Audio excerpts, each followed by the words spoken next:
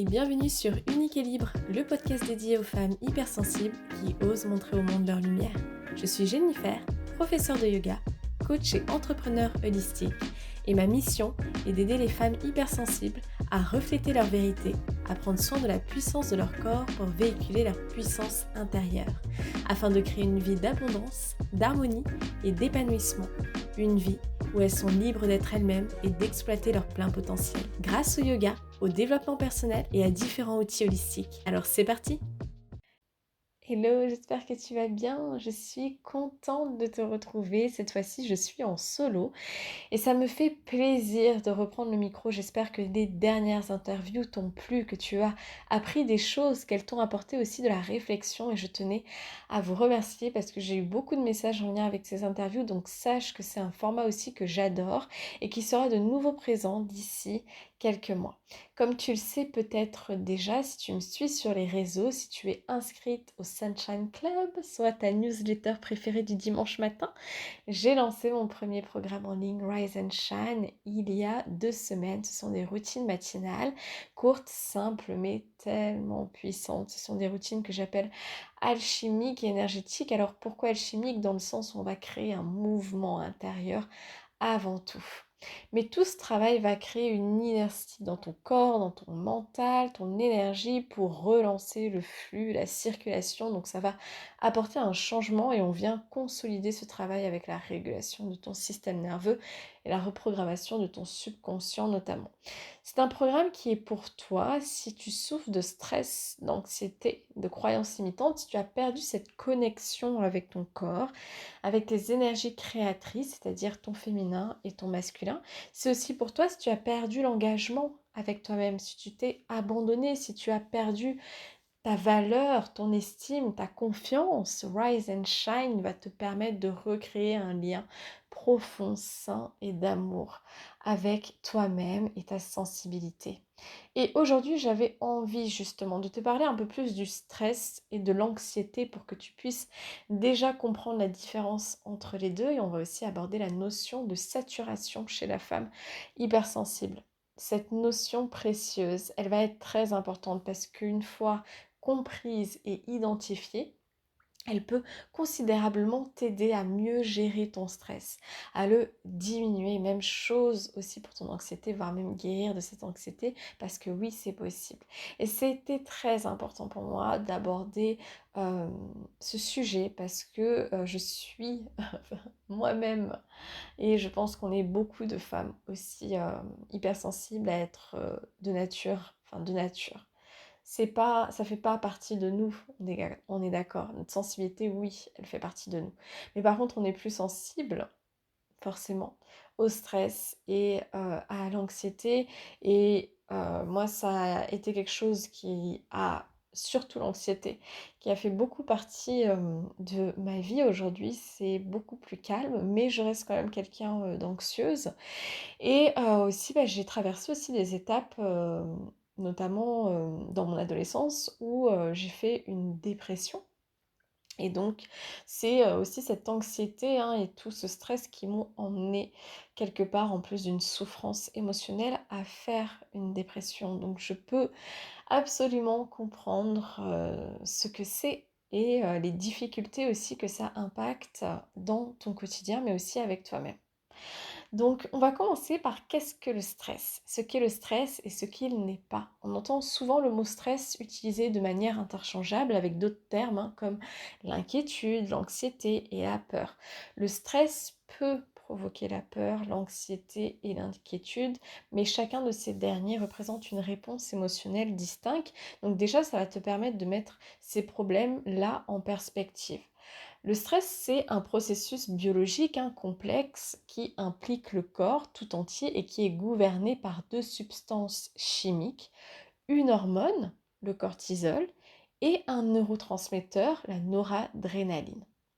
La noradrénaline, ou l'adrénaline, est le messager combat-fuite, responsable de réactions immédiates lorsque nous sommes confrontés à un danger. Par exemple, tu as un chien qui se précipite sur toi de manière subtile et en aboyant, tu vas reculer et soit tu vas te préparer à le combattre, soit tu vas t'enfuir. Et l'adrénaline, elle va inciter le corps à augmenter le rythme cardiaque, augmenter la pression artérielle, libérer de l'énergie, accroître la vigilance, envoyer plus de sang aux muscles, ce qui permet au cerveau et au corps de réagir rapidement face à un danger. Le cortisol, que l'on nomme l'hormone du stress, agit plus lentement, quelques minutes, que la noradrénaline, où c'est vraiment une fraction de seconde. Le cortisol, lui, il va stimuler la production de glucose, qui te donne de l'énergie, augmenter la capacité du cerveau à utiliser ce glucose, ce qui te permet de penser plus rapidement, réguler d'autres systèmes tels que l'appétit, la libido et la digestion. En période de stress, le cortisol détourne les ressources du corps de ces systèmes afin que celui-ci puisse se concentrer sur des actions plus immédiates nécessaires à la survie. Et là, je fais un premier point. Si tu as écouté l'épisode précédent de mon interview avec Corinne Deva, spécialisée dans la guérison du féminin par le système nerveux et l'utérus, elle a abordé les conséquences du stress sur notre système nerveux. Le stress chronique va déréguler ton système nerveux, c'est-à-dire que si tu es dans un environnement stressant à répétition, mais si aussi il y a eu des traumas non pacifiés, tout cela va contribuer à la dérégulation de ton système nerveux et à l'anxiété. Et comme expliqué dans l'épisode avec Corinne, les conséquences ne sont pas anodines, c'est-à-dire que non seulement ça va impacter tous tes systèmes, le système hormonal, digestif, immunitaire, etc. Mais en plus, ça va impacter aussi ton mindset, donc ton état d'esprit, tes pensées, ta qualité de vie, ton hygiène de vie, ton sommeil, ta concentration, la relation que tu as avec toi-même, mais aussi avec les autres. Donc le stress chronique et durable te bascule en mode survie. Comme je te l'ai dit, l'énergie que tu vas avoir va être priorisée tant bien que mal pour ton cerveau et on va dire les fonctions principales de ton corps afin qu'elle puisse faire au mieux pour gérer voilà, la grande machine. Donc tu auras bien compris que le corps, il n'est pas contre toi, au contraire, il fait tout pour te soutenir malgré le peu d'énergie et cette perte d'équilibre qu'il a. Donc c'est pour ça qu'on peut avoir des troubles liées au stress. Et là, je vais par exemple te parler de la perte de poids. Alors, j'ai une de mes coachées qui a vraiment un désir de perdre du poids. Et quand on a commencé à travailler ensemble, elle était vraiment dans un environnement très stressant. Déjà personnellement, il y avait beaucoup de stress, mais aussi dans son travail. Et ce que j'avais dit, c'est que alors oui, l'alimentation, elle va être importante, c'est quelque chose qu'on a vu ensemble, mais le niveau de stress qu'elle a aussi autour d'elle et en elle, forcément, va fortement influencer sur cette perte de poids et en tout cas la capacité à y arriver. C'est-à-dire que je l'avais bien prévenu, voilà, que là, pour moi, il y avait beaucoup de choses. En plus, on commençait l'accompagnement. Donc là aussi, ça allait aussi, on va dire, quelque part un peu chambouler, tu vois, commencer quelque chose de nouveau. Mais en plus de ça, dans le pro, il y avait beaucoup de choses. Le perso, enfin bref, il y avait énormément de choses. Et j'avais dit, voilà, que lorsqu'il allait avoir déjà cette régulation du système nerveux, qui allait s'apaiser, et qu'elle allait se sentir mieux, plus retrouver un certain équilibre, apaiser ce stress, cette anxiété qu'il y avait autour d'elle, que ça allait vachement contribuer ensuite à sa perte de poids et que ça allait être beaucoup plus facile. Et c'est ce qui s'est passé au final dernièrement, là, quand on s'est vu en individuel, et ben, elle a perdu 2 kilos parce que justement, il y a des actions qui avaient été posées, donc le travail, ça s'était arrangé, moins de stress, la vie perso également, et donc forcément le corps n'est plus en défense et la perte de poids a commencé à s'enclencher. Tu vois, donc on peut vraiment voir que le stress et l'anxiété va fortement impacter le corps au final et ta santé de manière générale et tous les autres systèmes. Mais le cortisol, il est aussi bon. Il n'y a rien de mauvais en nous. La vie, dans toute sa création, est quelque part parfaite. Ok, rien n'est inutile dans notre complexité. C'est-à-dire que le cortisol nous aide aussi à remettre du stress en rétablissant le calme dans le cerveau et le reste du corps. Mais aussi, des fois, ça va nous permettre de stimuler notre métabolisme, comme par exemple avec l'exposition au froid, les sports à haute intensité, le jeûne. Donc on pourrait appeler ça quelque part du bon stress. Tout est une question d'équilibre. Parce qu'un système nerveux qui est sain, ok, qui est régulé, est justement capable de faire face au stress et de retrouver naturellement son homéostasie, son équilibre. Mais pas seulement, nous avons besoin de stress. Imagine-toi comme un voilier qui a besoin d'avancer. Donc le voilier, c'est le lien corps-cerveau. Pour qu'il puisse avancer, il a besoin de vent. Le corps et le cerveau ont besoin d'une force extérieure qui le pousse à évoluer, à s'adapter, à ne pas mourir. Quand il y a trop de vent, le bateau prend de la vitesse, mais c'est dangereux parce qu'il peut à tout moment chavirer ou sombrer. De même pour le cerveau-corps, lorsqu'il est soumis à trop de stress, il commence à réagir de manière négative. A contrario, un cerveau-corps qui n'est pas exposé à un stress, il se stabilise et cela coule douce. Donc d'un point de vue émotionnel, ce stress peut être perçu comme de l'ennui, un manque d'intérêt. Donc ce que l'on recherche, c'est un corps-cerveau où il n'y a ni trop, ni pas assez, mais juste ce qu'il faut pour qu'il fonctionne de manière optimale. En revanche, lorsqu'il est soumis à aucun stress, il fait du surplace comme un voilier privé de vent. Et le problème de notre société et de nos vies, on le sait tous, c'est qu'on est dans un environnement hyper stressant, mais aussi dans une hyperstimulation par le bruit, la pollution, les écrans, notre travail, les autres, les réseaux sociaux. Et inconsciemment, tout ça, c'est du stress. Et tu sais très bien qu'on est dans une énergie aussi qui est déséquilibrée, où l'on accorde de l'importance au masculin, au faire, à l'action, à la performance. Et ça, c'est stimuler en permanence le système nerveux sympathique, donc mode combat, fuite. Sauf que c'est l'une des causes d'un stress chronique et cela va engendrer notre anxiété, nos maladies, etc. Je parlais de nos modes de vie stressants, mais il n'y a pas que ça qui peut être la source d'un stress. Les finances peuvent être source d'une grande anxiété, la pauvreté, une maladie également, un deuil, une séparation, un déménagement, un nouveau job. Et moi, ça a été le cas quand j'ai eu le diagnostic de mon endométriose, où ça m'a mis vraiment dans une grosse anxiété. Et j'avais aussi des problèmes financiers. Donc, je peux te dire que pendant plus d'un an, j'ai senti cette anxiété. Euh, et c'était hyper dur parce que il y a des moments où je me suis dit, je vais pas y arriver. Et j'ai fait après des choses pour me faire aider. Je te reparlerai de l'aide aussi par rapport à ça. Mais on n'est pas des victimes, tu vois. C'est-à-dire que j'ai la capacité et le pouvoir d'agir pour m'aider à prendre soin de moi, de mon système nerveux, de mon énergie. Et ça passe par la connaissance de soi. Donc toujours savoir comment je réagis au stress, mes limites lorsque je sens que je rentre dans ma zone de saturation. Donc ça, on va en reparler, ok? Et l'apprentissage de bonnes stratégies d'adaptation, de routine qui vont prendre soin de notre santé mentale et physique. D'avoir conscience qu'il est important pour soi de poser des actions afin de développer du bien-être, de la résilience et surtout de créer une vie qui respecte nos besoins. Et ça, on est toutes différentes. Il y a des personnes qui seront plus résilientes que d'autres face au stress et c'est ok. Ce n'est pas grave, tu vois, parce que ça, c'est contribuer à l'injonction que la société attend de toi d'être performante en permanence dans l'action, dans la compétition. Mais stop, ça crée une pression énorme.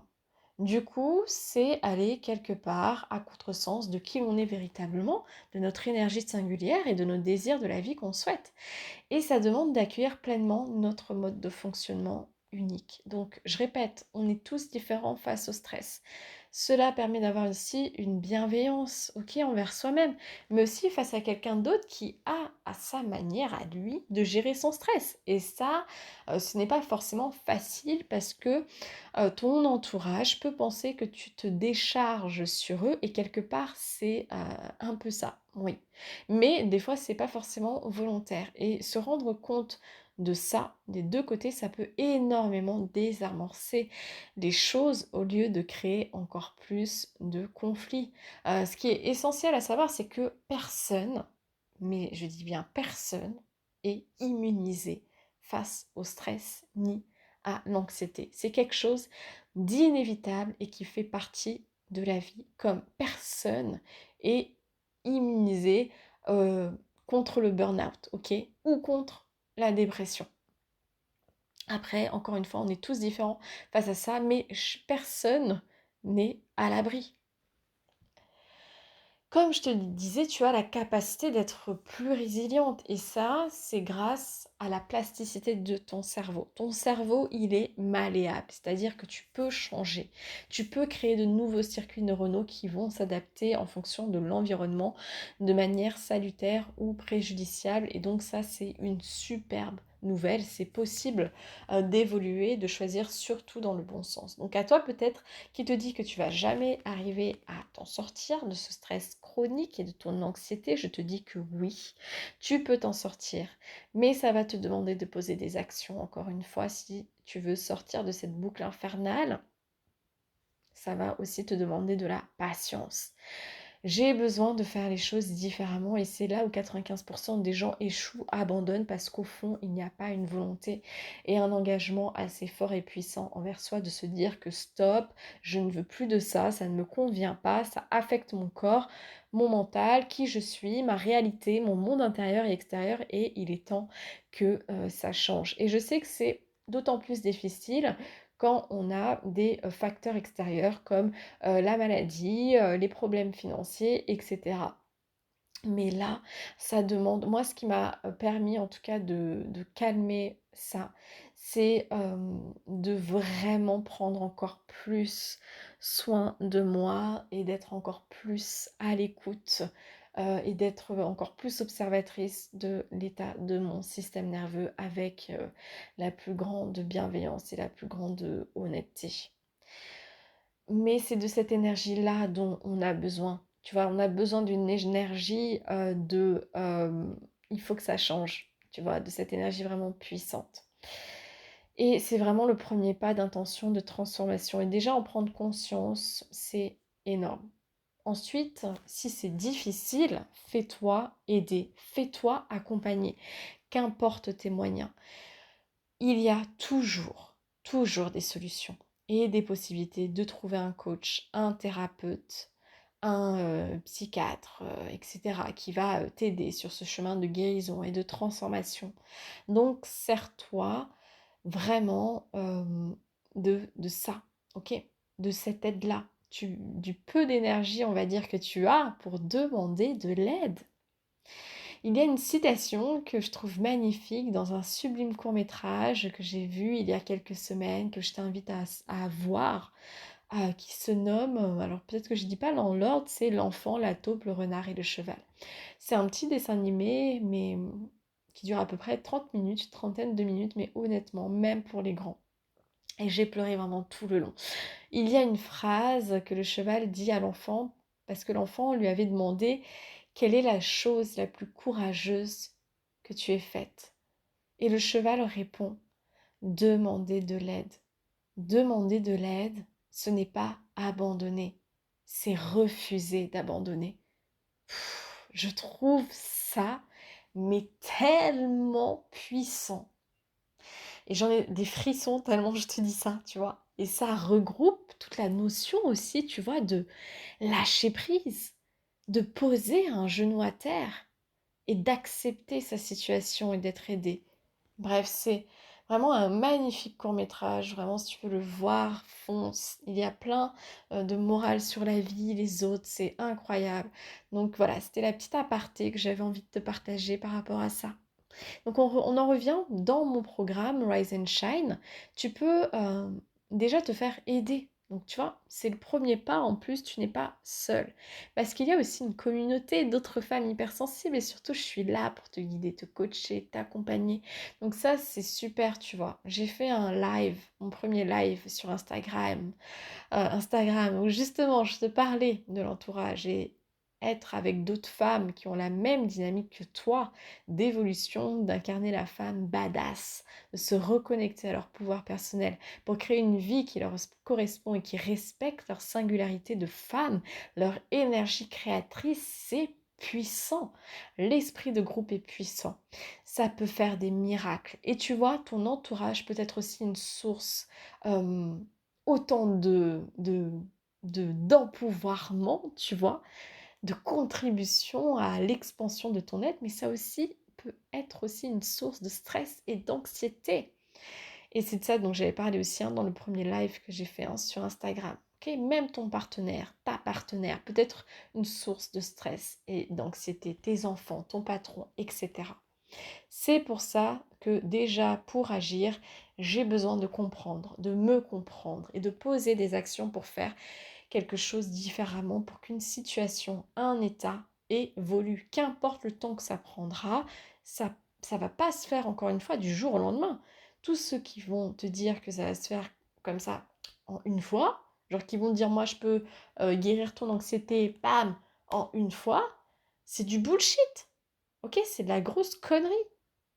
Et je le dis même dans mon programme, que c'est la répétition qui va créer le changement. C'est la répétition qui va recréer la régulation de ton système nerveux, la reprogrammation aussi des pensées, de toutes les pensées négatives qui se sont accrochées et qui se sont créées à partir de ce stress, de cet état d'anxiété. Il n'y a que la répétition.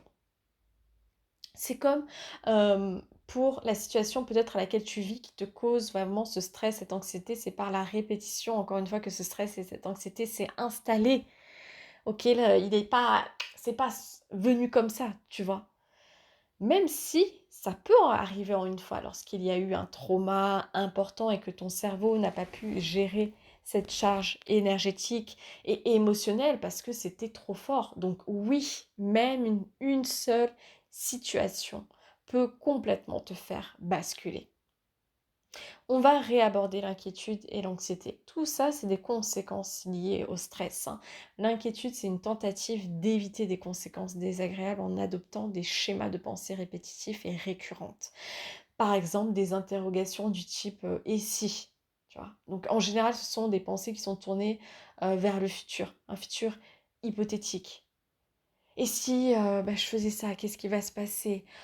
Et si je quittais mon job? Et si je sortais de ma zone de confort? Et si je passais à l'action? Et si j'ai un accident de voiture? Et si j'ai pas assez d'argent pour payer ce mois-ci mon loyer, etc., etc. Donc l'anxiété, elle va être liée à une peur injustifiée ou excessive. Et c'est généralement une peur qui n'est pas réelle, qui est même, au final, qui n'est pas réelle.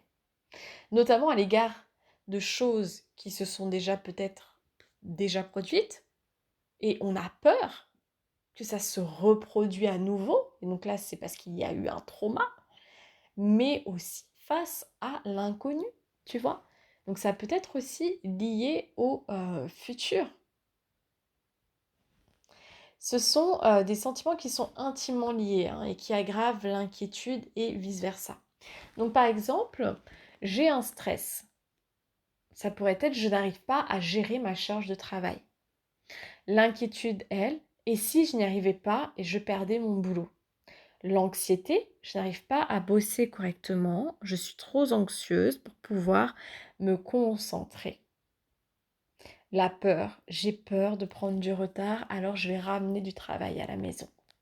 On pourrait ensuite continuer à ce qu'il se passerait même à la maison, tu vois.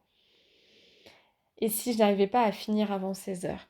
Parce qu'après, je dois aller chercher mes enfants à l'école, etc. Rumination. Donc on revient encore une fois dans l'inquiétude.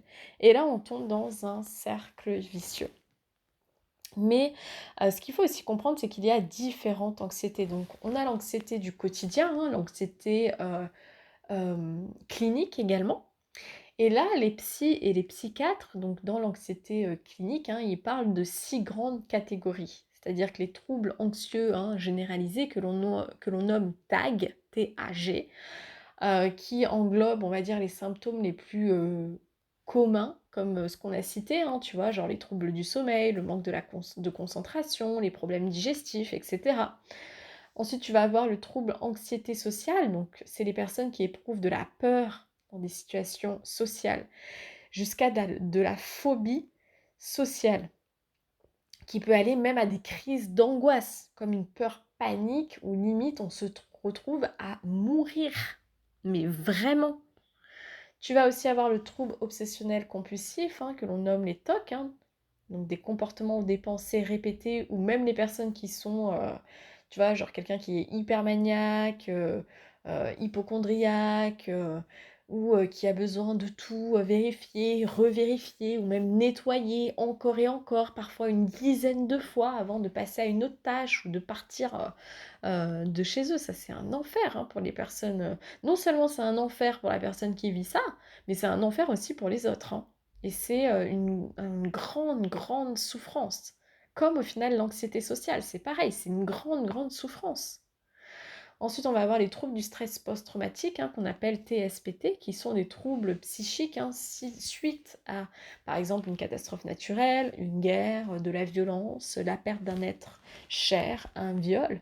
Mais dedans, on y retrouve aussi la négligence émotionnelle hein, que l'on a pu vivre enfant ou si tu as subi du harcèlement à l'école. Et le sixième, c'est toutes les phobies spécifiques, genre tu vois la peur de l'avion, la phobie des araignées, de l'eau, la phobie d'être coincé dans un ascenseur, etc. Donc tu peux voir au final que tout ça, bah, c'est de l'anxiété.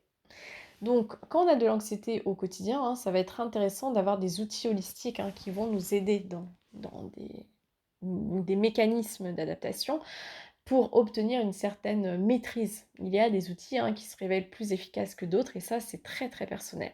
Quand tu as de l'anxiété clinique, hein, s'il te plaît,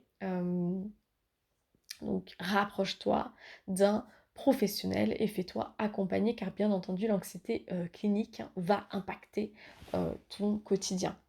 Par exemple, pour certaines personnes, la méditation peut être une source encore plus anxiogène, alors qu'on vante les bienfaits de la méditation. Et on ne les remet pas en cause, non. Mais en fonction du degré de la dérégulation de ton système nerveux, la méditation ne va pas être la chose à privilégier. C'est comme si tu roulais à 130 avec le frein à main, accident assuré. Quand c'est comme ça, moi, ce que je conseille, c'est la respiration. Donc, le breath work, les pranayama, comme on les appelle en yoga, qui peut être vraiment et largement plus adapté et les effets seront plus immédiats que la méditation. Et juste 2 minutes de respiration en pleine conscience, ça peut être extraordinaire. L'effet sur ton organisme et sur tous tes systèmes. Et moi, je préconise toujours de commencer petit. Des petits exercices qui ne durent pas trop longtemps. Des petits pas. C'est ça qui va créer le changement. C'est pour ça que dans mon programme, j'en reviens encore une fois au programme, hein, j'ai tout séparé dans les routines matinales. La routine matinale, elle dure maxi 30 minutes. Si tu la fais entière, mais elles sont coupées en plusieurs parties avec de l'écriture, de la respiration, du yoga, de la nutrition aussi pour continuer ce travail alchimique de restauration de ton équilibre de manière durable. Parce que la nutrition est aussi une source de stress, la malbouffe, les aliments trop sucrés, industriels, tout comme l'alcool, la drogue. Et attention, je dis pas que qu'il faut tout arrêter, tu vois, on en revient toujours à l'équilibre. Si c'est quelque chose qui est en excès dans ton quotidien, alors je t'invite à avoir encore plus d'observation de comment tu te sens sans et avec, et quels sont tes comportements. Observe, bienveillance encore une fois, sans jugement.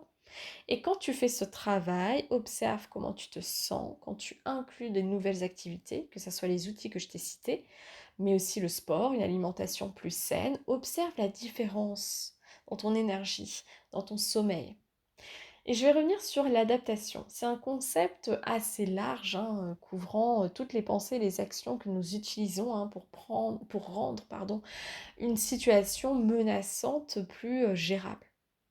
Et la psychologie, elle classe les méthodes d'adaptation en deux types fondamentaux, axés sur le problème et axés sur l'émotion. Et ce choix, il va dépendre en grande partie de ta situation. Lorsque tu as le pouvoir de changer les choses, la meilleure tactique est généralement de se concentrer sur les problèmes, hein. Donc les méthodes, ça peut être améliorer sa gestion du temps, ce qui te permet de faire les changements nécessaires, analyser la situation, est-ce que tu peux ou non assumer, effectuer des heures supplémentaires hein, quand ça touche au travail afin de traverser la crise, mais ça, tu vois, ça résout que les problèmes à court terme. Et si de longues heures deviennent la routine, alors c'est la routine le problème. Parler avec quelqu'un qui est susceptible de t'aider à changer la situation. Encore une fois, je reviens toujours sur cette question de l'aide.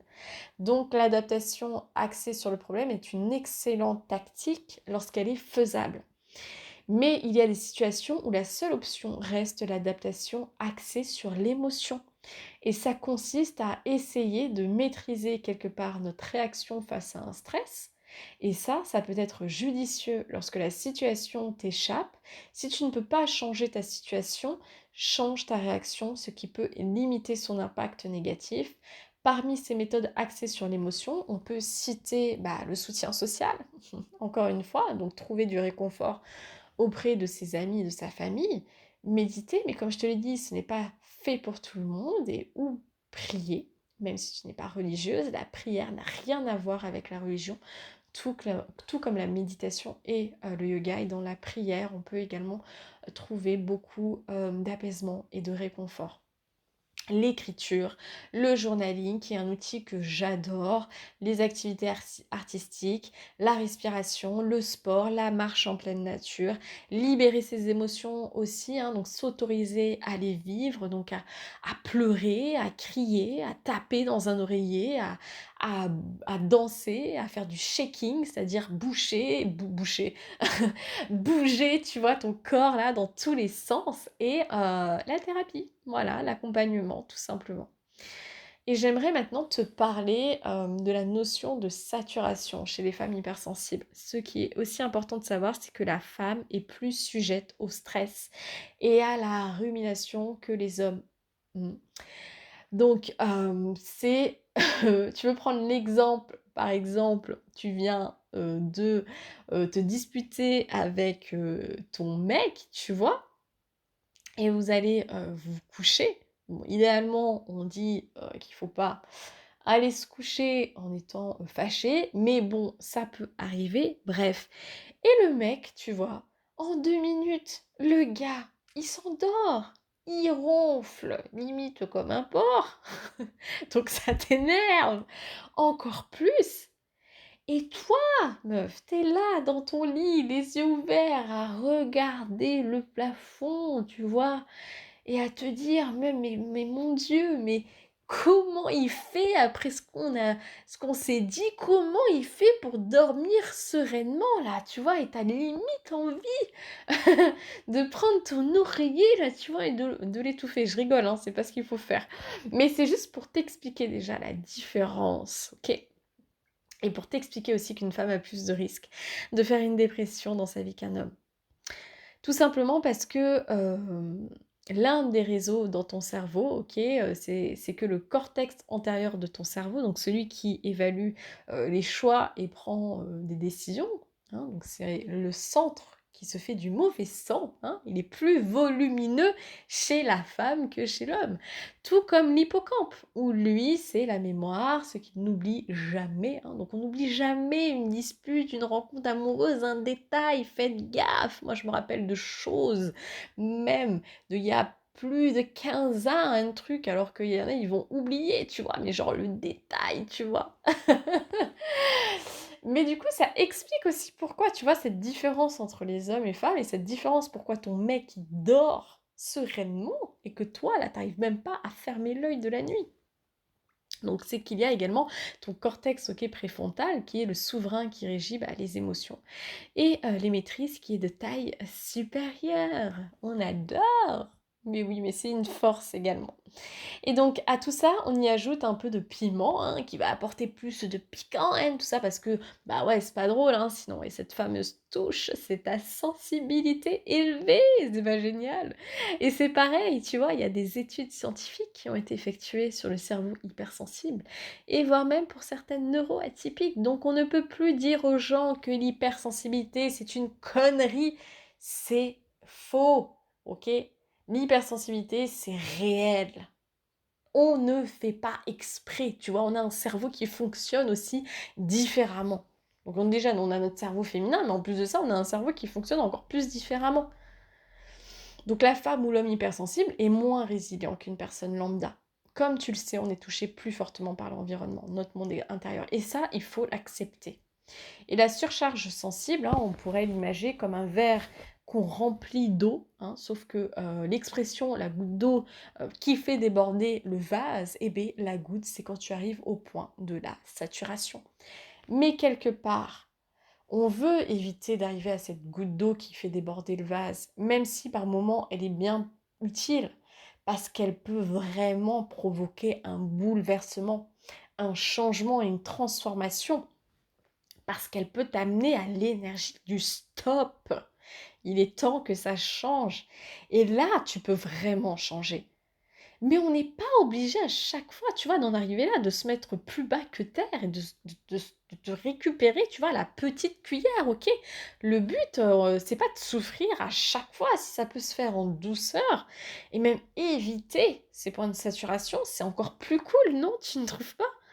Cette saturation, elle advient quand il y a trop d'informations et que tu n'arrives pas à réguler l'excès de stimulation et de stress qui en résulte. Donc, tu vas te sentir dépassé ou envahi par toutes les informations sensorielles qui t'assaillent. En gros, au niveau de ton cerveau, tu as une grande sensibilité aux détails. Tu vois, c'est un fait. S'il y a, par exemple, s'il y a trop, tu vois, d'informations, donc ça va engendrer une hyperstimulation. C'est comme si, par exemple, je suis dans une soirée, il y a la musique, il y a le monde, il y a les odeurs, on me parle et en même temps, il y a quelqu'un d'autre qui vient me saluer. Il y a aussi le mouvement autour de moi, l'alcool peut-être, mon niveau de fatigue, le stress que j'ai peut-être. Donc charge sensible trop élevée, saturation, mentalisation excessive, épuisement nerveux, irritabilité, un débordement. Donc ça arrive en fin de soirée ou même pendant et ça peut même durer mais plusieurs jours. Ce qui va provoquer une cascade d'émotions basses, de pensées vraiment négatives, de découragement. Et là, tu vas te dire, mais putain, mais je veux plus voir personne et j'ai besoin de repos. Ma grotte, s'il vous plaît. Genre, limite, des fois, tu vas rester dans ta grotte, tu vas plus voir de monde pendant une semaine. Parce que c'est trop, en fait. C'était trop d'informations. Moi, de toute façon, les soirées, quand il y a trop de monde, j'arrive pas. Déjà, ça m'est déjà même arrivé dans le cadre du professionnel. Quand j'avais une soirée, je vais rester 1 heure, 2 heures et je m'éclipse. Je ne peux pas, je ne peux plus. Et c'est pas volontaire. C'est juste qu'au bout d'un moment, je n'y arrive plus à gérer toute cette charge d'informations. Des fois, je sens que j'ai l'émotion qui monte. En plus, je capte aussi l'énergie des autres.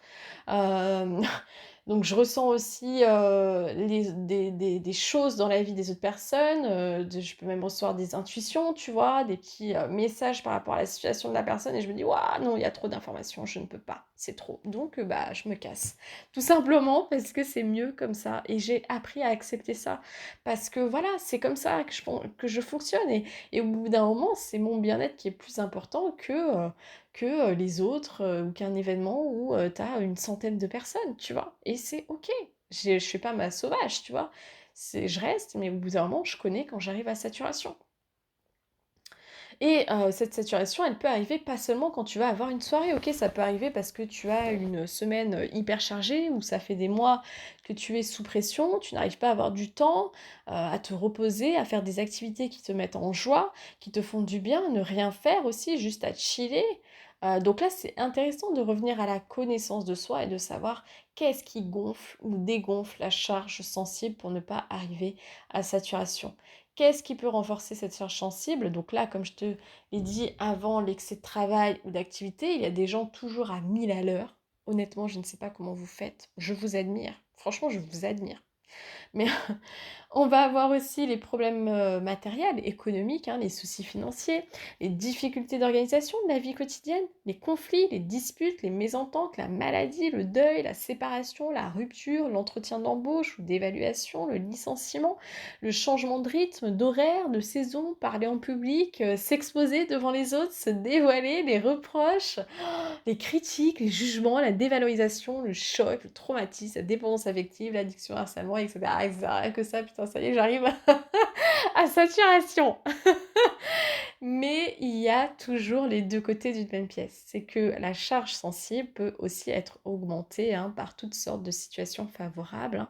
Donc les expériences aussi relationnelles agréables, les bonnes nouvelles, les réussites, les célébrations, les jeux, la nature, le sport, les vacances, une sexualité épanouie, un couple harmonieux.